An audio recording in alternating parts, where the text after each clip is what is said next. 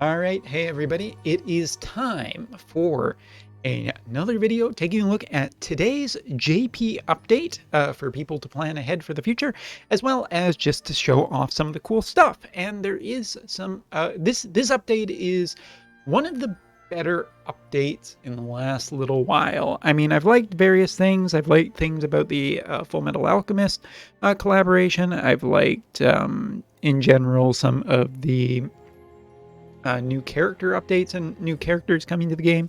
But this is one of my favorite, just because there's a lot of stuff. So let's look into it. And we're going to be using our good friend Wotv Calc. So first off, taking a look at the new VC, 362 HP, 145 attack, 3 agility. What feels pretty standard now for a lot of VCs that come around. Like, honestly, most VCs have some kind of bonus, like just attack and HP. Not enough anymore. It is a 70 cost VC, which is fine.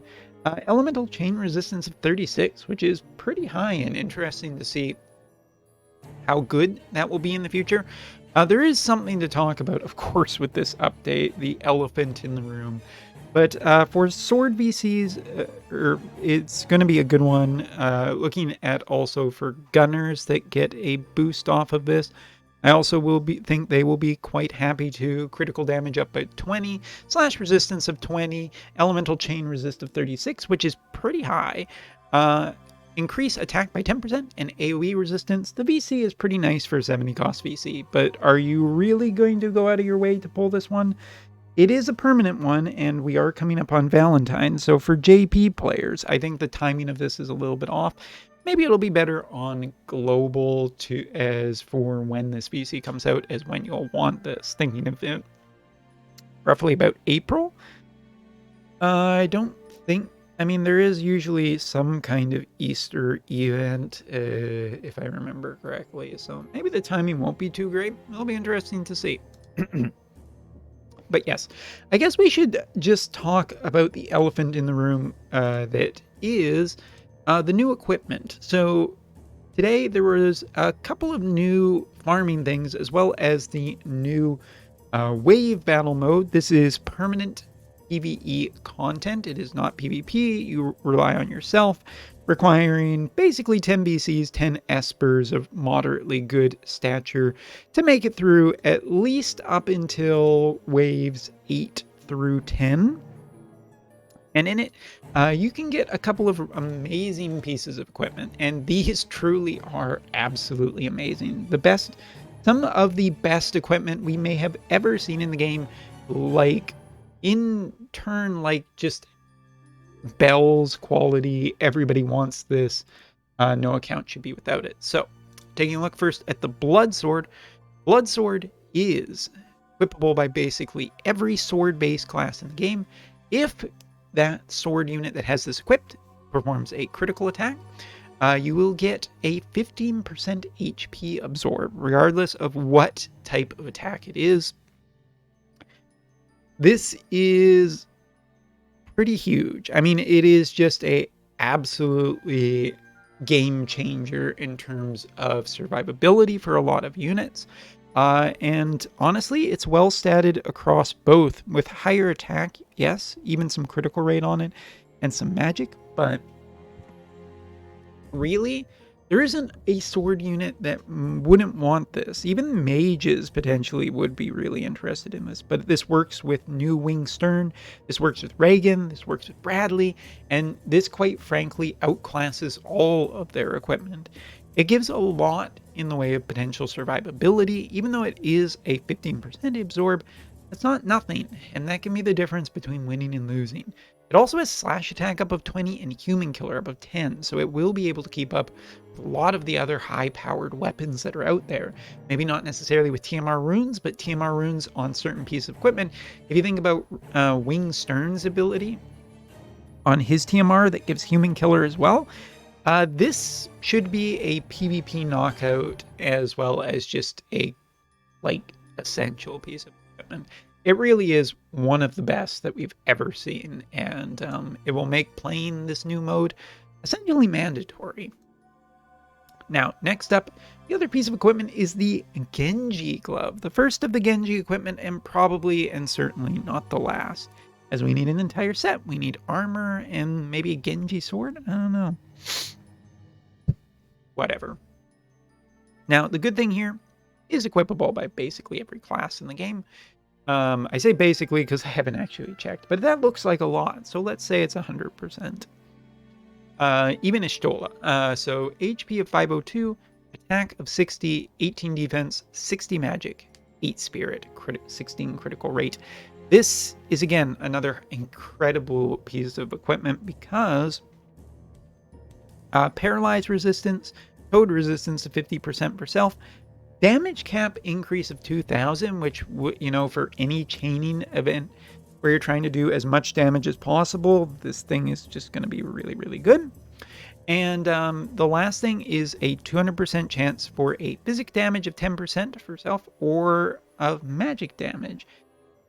Basically, now, I've read this a couple of times and I've seen this a couple of ways, and I'm not essentially sure if it is a counter or a follow-up attack that is here. The way I read it is essentially a follow-up attack in the same way of Astrius. I haven't tested it yet, and I will probably test it very, very soon. But needless to say, this is another insane piece of equipment. The stats on it rival the rings that we fought the tower bosses for, or the tower stages for, and yet it still has more on it. Both of the Chamber of Arms piece of equipment are already clear and just head and tails above so many other pieces of equipment, and regardless of what character you put on these on, I mean, they're just benefiting. So I have to say that this is probably a game changer in two aspects. First of all, while the resistances aren't insane here, it is the first truly strong piece of equipment that also has just more resistance on it to certain status effects. And I'm curious, when the Toad is only really a problem in dark and black mages, which aren't really all that prevalent on JP from my experience, not completely anyway.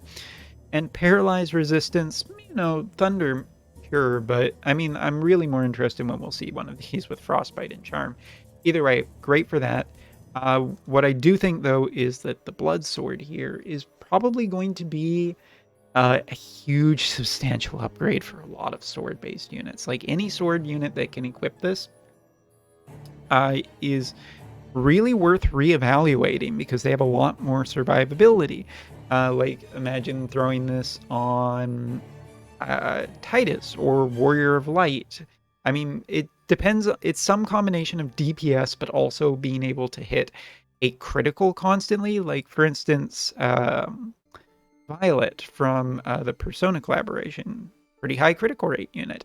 Wing Stern, who came out and felt a little underwhelming at the time.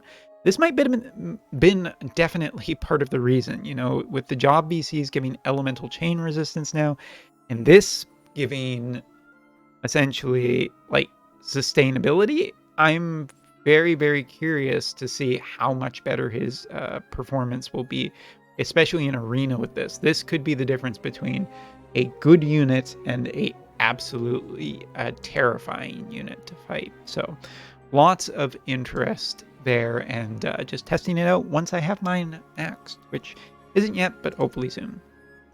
Next up is this, which is a brand new MR piece of equipment for the Warriors of the Crystal. And yeah, that's exactly what it is. It is a farming piece of equipment too. It is not a one and done style piece of equipment. I thought that's what it was going to be when I initially saw the posting on it, but it's not. So good news, something new to spend your stamina on. And yeah, this one is a benefit. This entire update has been really focused around the Warriors of the Crystal, with Lucio, Joom, Astrius, and Barris all getting their MA2s, as well as their Dream enhancements, which has picked up their performance incredibly. Wait for the next video to really talk about that too terribly much. But here we're looking at a barrier, a shield version, or vitality, so you can aim for whatever you want. Decent stats across everything here. Can be equipable by everything, but really only gives acquired AP up by 25%.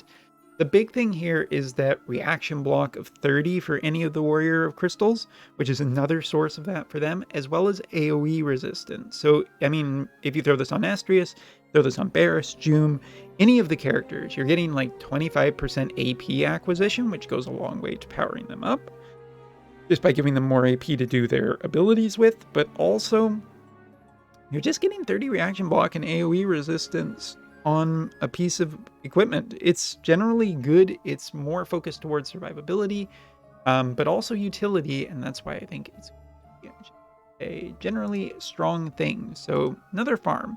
Speaking of which, is this, which is a new... Oh, sorry, I went into the wrong one. Damn it. It's part of Void Quest 2. No, it isn't. God damn it. I'm just misclicking because I kind of have a shoulder ache. That's why I'm like doing this, but in the middle of recording because I want to get this done. Here it is. So this kind of interesting. I mean, the first one, you basically bring any team you want and you can get Lucio EX orbs, which will be important for maxing Lucio through the reincarnation system.